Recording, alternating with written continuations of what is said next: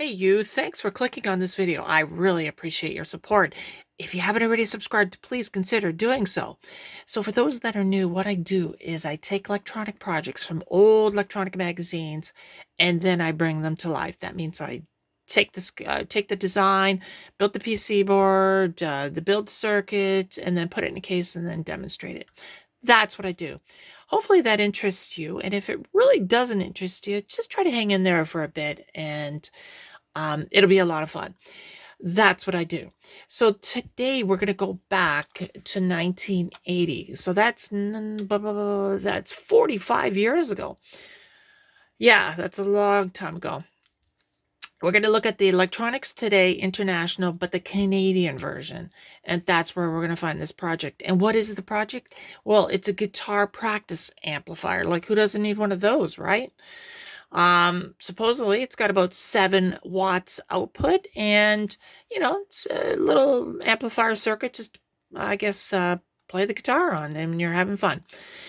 Now, this, I'm showing you the author's version right now. So it's in a case, there's no speaker.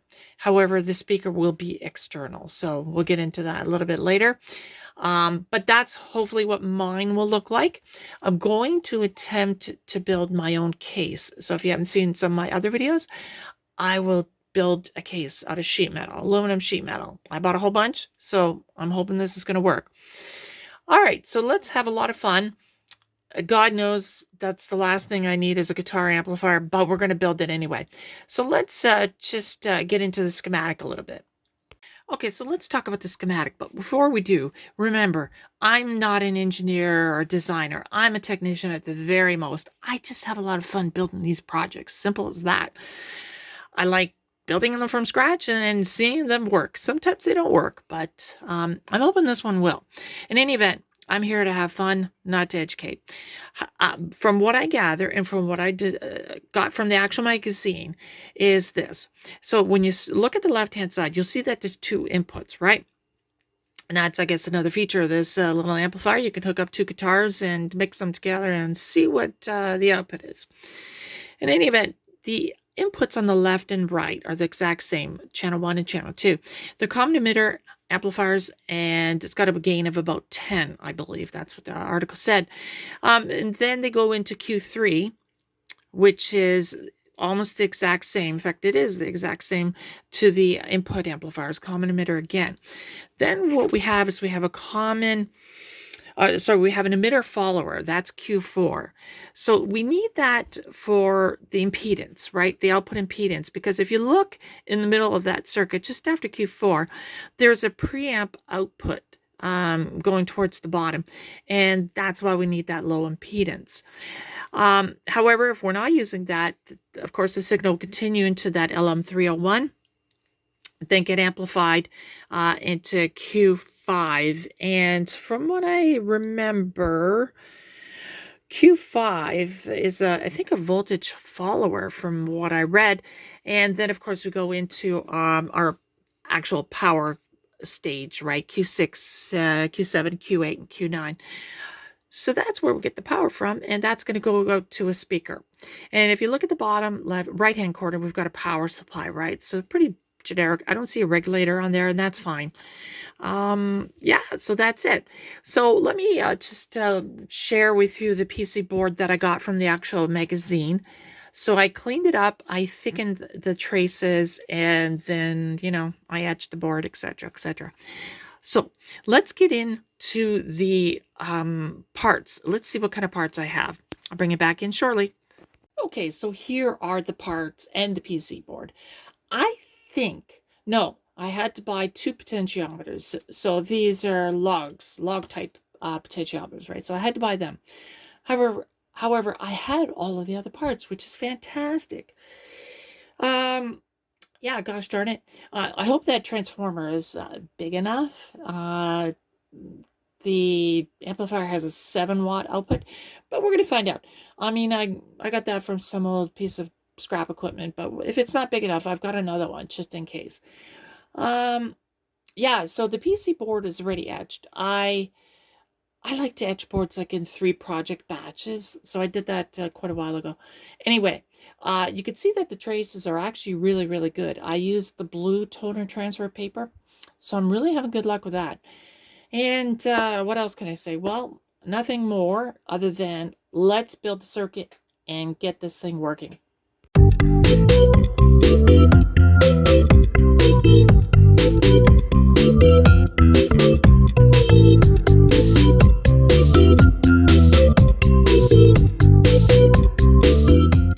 All right, good news. As you can see, everything is done. I've got all the inputs, the controls, the 1/4-inch jacks. I got the transformer on the left.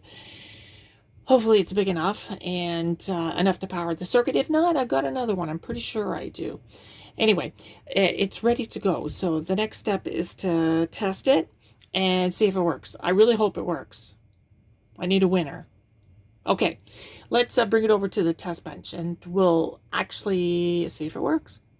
Okay, everybody, good news. I've got the amplifier working. I did have a couple small problems, but we'll get into that a little bit later. Just right off the bat, I just want to let you listen to how a guitar sounds on the amplifier. I don't know if it'll come through on this microphone. I'm using a crappy old cell phone to record. Anyway, let me just pluck a couple strings. Oh, hold on, got a loose cable here. There we go.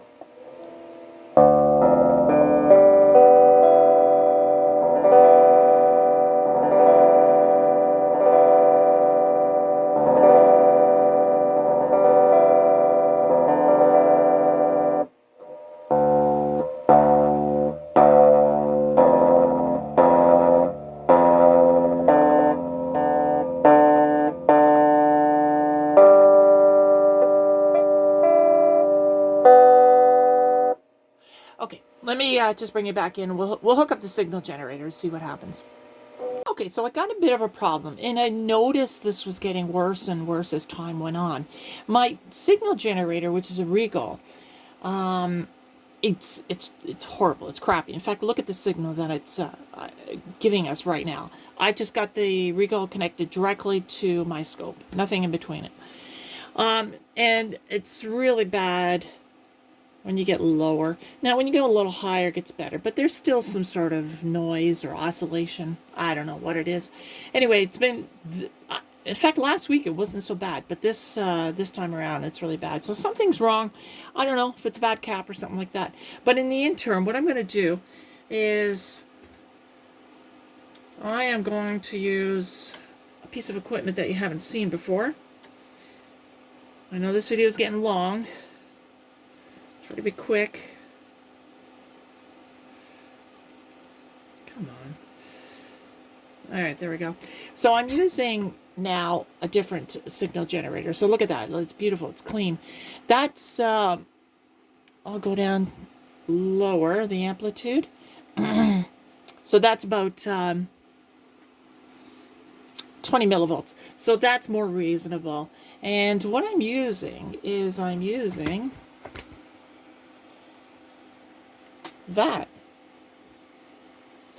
that's my homemade function generator / amplifier. I made this a long time ago. I'm going to say maybe even 30 years, maybe. I don't know. It's a long time. It uses an 8038 function generator as opposed to the XR2206. But it's been sitting on top of my shelf, and I thought actually it wasn't working at one point. But it is working. So I'm going to use this piece of test equipment to test our amplifier. I'll bring it back in shortly. Okay, so, I just thought about the testing that I'm going to do. I think maybe I'll wait for the box. I'm going to build the case. Yes, I'm going to try my best with aluminum. And then we can do some more detailed testing. But just as a sneak peek, I've got the scope connected, the amplifier connected to a dummy load, and then the scope is connected to the dummy load. So I'm at maximum just before it starts to clip, and we'll keep it a secret as to what kind of power we have, right? Anyway, there is a bit of crossover distortion you can see near the 0 line there, but otherwise it looks pretty good. Anyway, let me build a case for this project, and then we'll get into more detailed testing. All right, hang on. I'll bring you back in shortly. just a quick little tiny clip here. I just wanted to mention that I did have some problems before. What I found out was the Q1 and Q4, in the parts list, it said 2N3906, and then for Q5 is 2N3904. Well, it turns out those are actually reversed. And if you look at the schematic, you could see that Q1 and 2, 3, and 4 are NPN. Anyway, I had that problem to figure out so I could get it going. And I did have another problem where I had oscillations. I should have probably filmed it. I'm so stupid. In any event, I just had one of these transistors here. I had the wrong pins. I had the wrong pins, essentially. The collector and the emitter were reversed. So anyway, I just reversed them. That solved the problem. Anyway, I'm going to get on to building the case.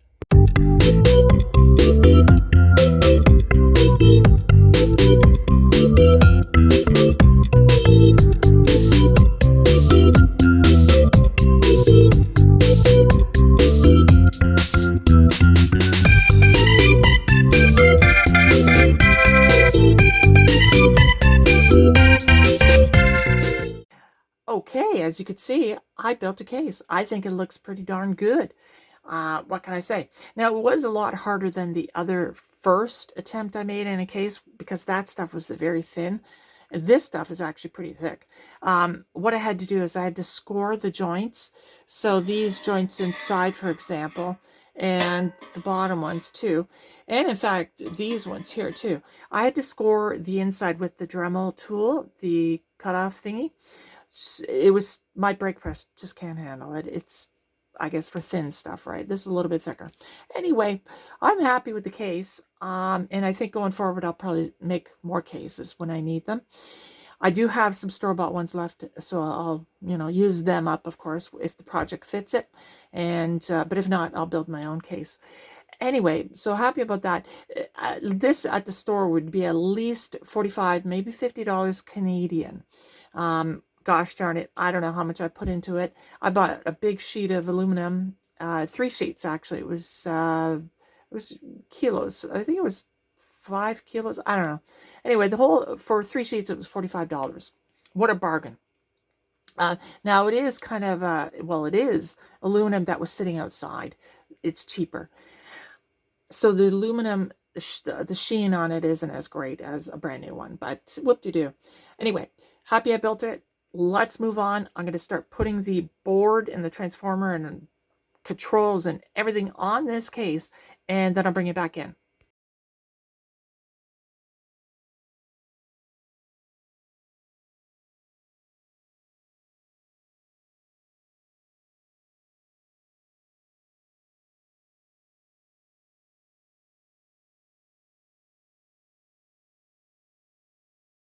Okay, so let's do some measurements now. And probably the first one everybody would do is the power output, right? So right now I've got it set up where that's the dummy load, 8 ohm dummy load. The speaker's not connected. I've got the dummy load, the output connected to a multimeter. And I also have the output connected to my scope. So a couple of measurements. We can see 2.735. I before had calculated 2.41. Anyway, close enough. 2.741. And of course, I've got a scope here too. So I've got that on the 1 volt scale division. And I've got about 8 volts there, peak to peak. I don't have a times 10 probe or anything like that. And so yeah, let's do some calculations. So when you work it all out, the very first one there, the 8 volts peak to peak, the power is equal to voltage squared divided by the resistance, right? So that equals 8 squared, 64 divided by 8, which is 8 watts peak to peak. Now, let's get to RMS values. That's a lot different. So the peak to peak, the power is equal to VRMS squared divided by 8 ohms, right? So let's use the multimeter value, 2.741, I think I had. 744 squared divided by 8 is equal to 0.95 watt, 1 watt RMS. How is that possible? I mean, math doesn't lie. However, when I have the actual amplifier connected to the speaker, at this value right now, I've got a 1 kilohertz signal, I believe in it. There's no way I can listen to it. I'd have to put earplugs in my ears. So how is that even possible? Maybe somebody in the comments can suggest something different, or that's just reality, right? That's what it is. I've double checked my calculations. I don't know what else to say. Anyway, that's the power calculation. So let's move on to the distortion. We'll measure some distortion. Okay, just a quick update just to let you listen to the amplifier. I don't think it'll come through really on this cell phone and eventually to you. However, I'll just adjust the gain or the volume and let you listen.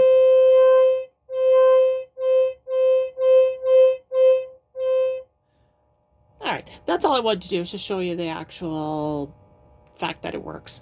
And it's very loud. I actually have earplugs on right now. Anyway, let's do some more testing.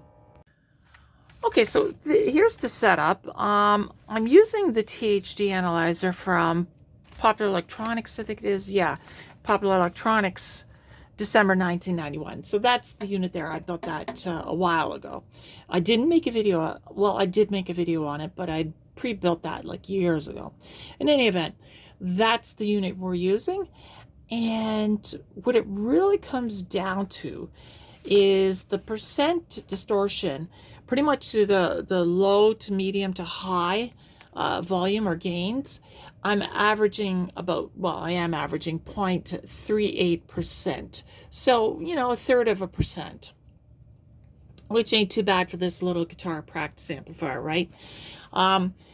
So there's a whole bunch of calculations that you have to do to get the results. I know, it's crazy. Gotta remember, I built this THD distortion analyzer. Well, it comes from 1991, right? So that's what, 35, 36 years ago.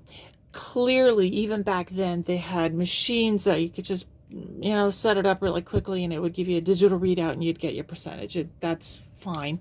However, we're using electronic magazine projects here, right? So, but still, 0.0 or 0.38% distortion is not bad. And the way you do it on this thing, not that you're ever going to use it yourself, but once it's all set up, there's 2 readings. You take that reading there, for example. So right now I'm almost midway. And so that's 0.069 volts DC. And then you go to your reference switch, and then you get another number. And when you divide those 2 numbers together, that's what you get. So you divide the lower number with the higher number, and then that gives you your percent distortion. So there you go. That's the final say on that distortion. Look, thank you for watching this video, first of all. And I got to be proud of myself, too, and hopefully you're proud of me, that this project here, the guitar amplifier, was built from scratch. I mean, I did everything, including the case. Yes, I didn't make all the components, like the resistors and capacitors, but pretty darn close as you can get. So I'm happy about that project, and if you haven't already seen some of my other videos, please check them out. I'll show a couple here that are amplifier related. And thanks for watching, and bye for now.